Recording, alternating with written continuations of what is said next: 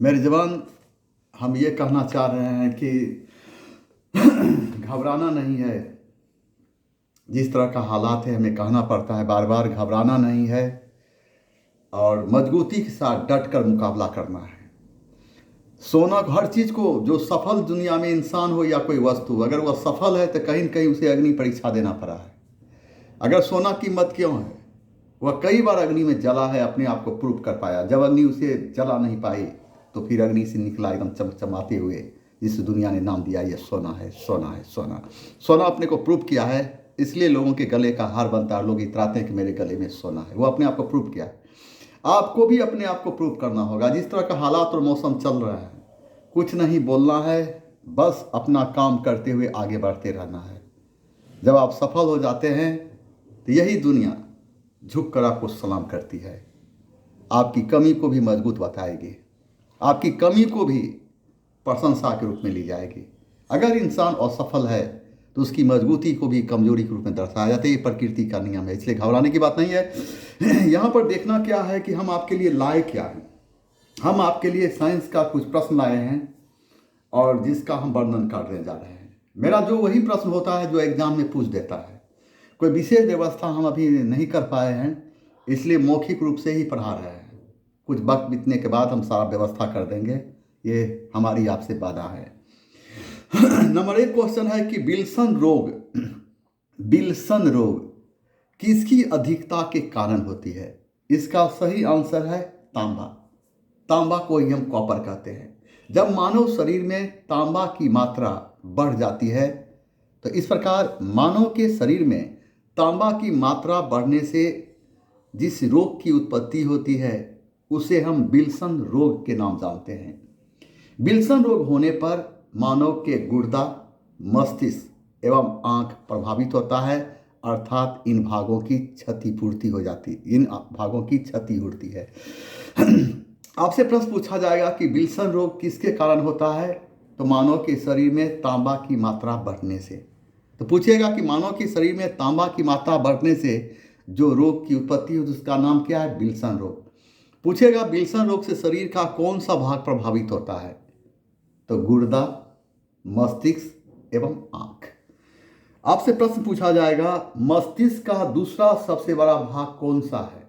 याद रखना है पहले, मस्तिष्क का पहला सबसे बड़ा भाग है प्रमस्तिष्क, और प्रमस्तिष्क को हम सेरिब्रम के नाम जानते हैं। इस प्रकार ये सेरिब्रम मानव की याददाश्त, बुद्धि एवं चेतना का महत्वपूर्ण केंद्र होता है। तो वहीं पर मानव मस्तिष्क के दूसरा सबसे महत्वपूर्ण भाग, सबसे बड़ा भाग, दूसरा सबसे बड़ा भाग, उसका नाम है अनुमस्तिष्क। और इस प्रकार यह अनुमस्तिष्क मानव के संवेदना का केंद्र होता है, यानी यह संवेदना पहुंचाने का काम करता है। वहीं ऑप्शन में आता है हाइपोथैलेमस। तो हाइपोथैलेमस मानव के मस्तिष्क में स्थित होता है। यह भूख, प्यास, खुशी, क्रोध एवं घृणा का केंद्र होता है। इस प्रकार जब मानव को भूख लगती है तो भूख की जानकारी हमें पेट से नहीं मस्तिष्क से मिलती है। तो मस्तिष्क में कहाँ? तो हाइपोथैलेमस से।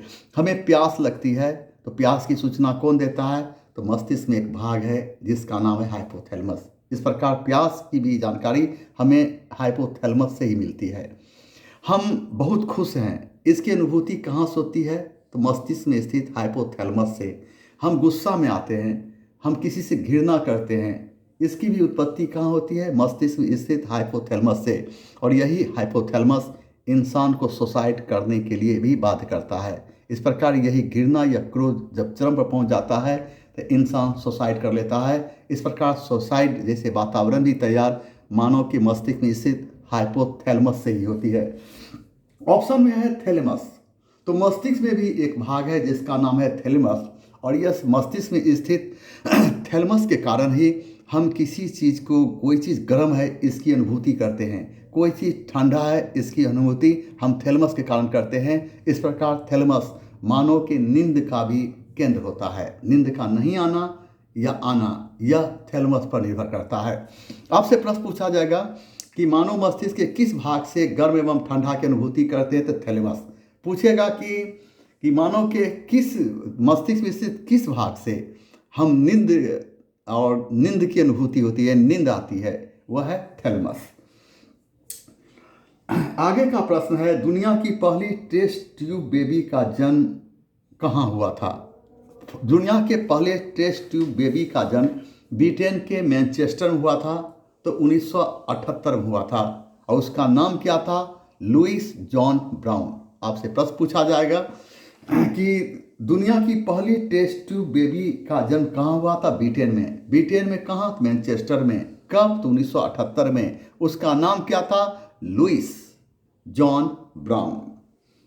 आगे का प्रश्न है, प्याज और लहसुन की विशिष्ट तीखी गंध किस तत्व की उपस्थिति के कारण होती है? इसका सही आंसर है गंधक, और गंधक को ही हम सल्फर के नाम जानते हैं। इस प्रकार लहसुन एवं प्याज में जो तीक्ष्ण गंध है वह जिस तत्व की उपस्थिति के कारण है वह है सल्फर, और सल्फर को ही हम गंधक के नाम जानते हैं। यहाँ पर दो बात को याद रखना है, प्याज के उत्पादन में विश्व में पहला स्थान चीन का है, तो वहीं भारत का स्थान दूसरा है।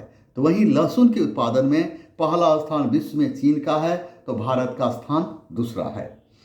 आगे का प्रश्न उभर कर सामने आता है कि पारिस्थितिकी शब्द का प्रयोग सर्वप्रथम किसने किया था? तो पारिस्थितिकी है क्या? पारिस्थितिकी की जब बात करते हैं तो पारिस्थितिकी को ही हम इकोलॉजी कहते हैं।